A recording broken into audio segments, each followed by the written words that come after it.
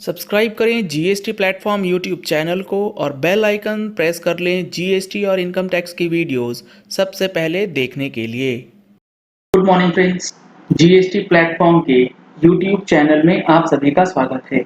जी हाँ फ्रेंड्स, मैं आज आपके सामने एक ऐसा नोटिस पढ़ने वाला हूँ, आपको दिखाने वाला हूँ, जिसको देख करके आप भी सोचेंगे कि ये हो क्या रहा है जीएसटी के अंदर। आप देख पा रहे हैं, मैंने स्क्रीन पे ओपन किया हुआ है फॉर्म जीएसटी REG 17/31। ये नोटिस है किस चीज का? ये नोटिस होता है बेसिकली जब आपका जीएसटी नंबर कैंसिल किया जाता है तो कैंसिलेशन से पहले एक सो कॉज नोटिस दिया जाता है, जिसमें आपको बताया जाता है कि आपका नंबर जो है वो कैंसिल किया जाएगा क्योंकि आपने इस पर्टिकुलर प्रोविजन का वायोलेशन किया है। बेसिकली ये नोटिस जब इशू हो जाता है उस दिन से आपका नंबर जो है वो सस्पेंड रहता है। आप देखिए यहाँ पर इस नोटिस के अंदर क्या बातें लिखी गई, कितनी मजेदार बातें लिखी गई। 26 जुलाई का ये नोटिस है जिसमें show cause notice for cancellation of registration की बात की गई। अब यहाँ पर एलिगेशन क्या है वो देखिएगा, कितना इंपॉर्टेंट एलिगेशन प्रॉपर ऑफिसर ने लगाया है। Whereas on the basis of information which has come to my notice, it appears that your registration is liable to be cancelled for the following reasons. Following reasons की वजह से आपका number proper officer को ऐसा लगता है कि cancellation के लिए लाइबल है। क्या है reason? Non compliance of any specified provisions in the GST act और the rules made there under as may be prescribed.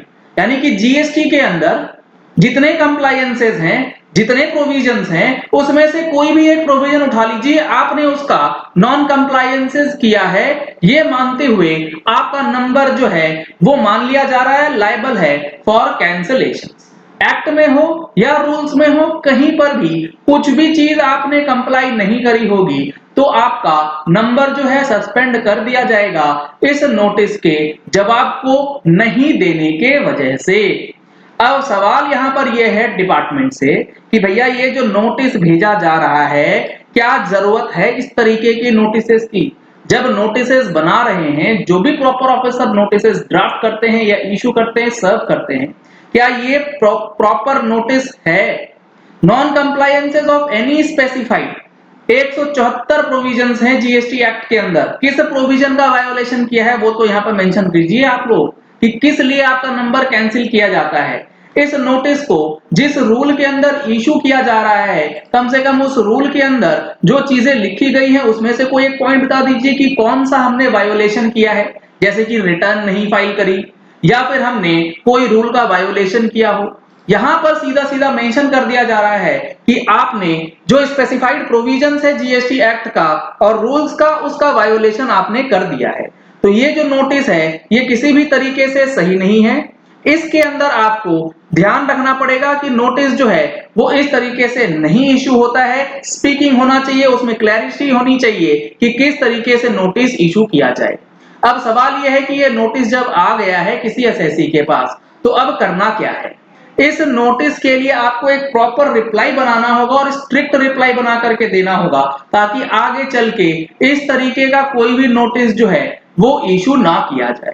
You are hereby directed to furnish a reply to the notice within 7 working days. अब इसका reply दे तो दे क्या violation है वो तो पता ही नहीं है। जीएसटी के अंदर कोई भी प्रोविजन उठा लीजिए, वो आपने वायोलेट किया होगा, उसके लिए आपका नंबर ये कैंसिल किया जाएगा। तो इस तरीके का जो नोटिसेस आ रहा है इसके लिए थोड़ा सा सोचना पड़ेगा डिपार्टमेंट को भी, टैक्स पेयर्स को भी और ऑफिसर्स को। इसी तरीके से जो जीएसटी रिटर्न के अंदर प्रॉब्लम लोगों को आ रही है, इसके लिए कल हमारा ऑनलाइन ट्रेनिंग सेशन जीएसटीआर 3 भी जीएसटीआर 1 और जीएसटीआर 9 फॉर 2021 के लिए ऑर्गेनाइज किया गया है। अगर आपने अभी तक उसमें रजिस्ट्रेशन नहीं कराया है, रजिस्ट्रेशन जो है जल्द ही क्लोज होने वाली हैं। अगर आपने नहीं कराया है तो इन नंबर्स पे कॉल करके, व्हाट्सएप करके आप डिटेल्स ले सकते हैं। अगर आपने अभी तक हमारी मंथली टैक्स मैगजीन का सब्सक्रिप्शन नहीं लिया है तो इन नंबर्स पे कॉल करके, व्हाट्सएप करके आप टैक्स मैगजीन का भी सब्सक्रिप्शन ले सकते हैं, जिसमें आपको मंथली अपडेट्स जो है वो दिया जाएगा। अगर आप देखेंगे तो कैंसिलेशन के लिए या सस्पेंशन के लिए जो है वो ग्राउंड्स दिए गए हैं, किस ग्राउंड के बेसिस पे नंबर कैंसिल किया जा सकता है।